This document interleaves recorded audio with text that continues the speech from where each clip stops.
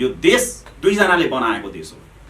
एउटा पृथ्वीनारायण शाहले भौगोलिक एकीकरण गरे। यो देशको भौगोलिक एकीकरणकर्ता नेतृत्वकर्ता पृथ्वीनारायण भने यो देशलाई कानुनी रूपमा नेपाल बनाउने, व्यावहारिक रूपमा विकासको रूपमा नेपाल बनाउने र हामीलाई नेपाली बनाउने कोही महापुरुष यो देशमा जन्मे भने त्यो हो को? राजा महेन्द्र। राजा महेन्द्रले जसरी विभिन्न कुराहरू दिए नि, त्यति कस्तो भिजन रहेछ राजाको त।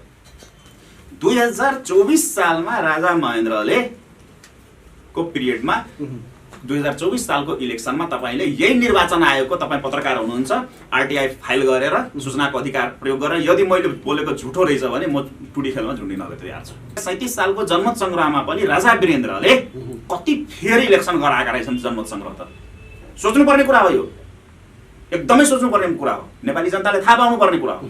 कति फेरि इलेक्सन गराएका रहेछन्, बहुदल कि निर्दल भनेर। विदेशमा भएका नेपालीहरूले पनि 2037 सालमा भोट हालेको रहेछ। त्यो चाहिँ निर्वाचन आयोगको डाटाले भन्छ।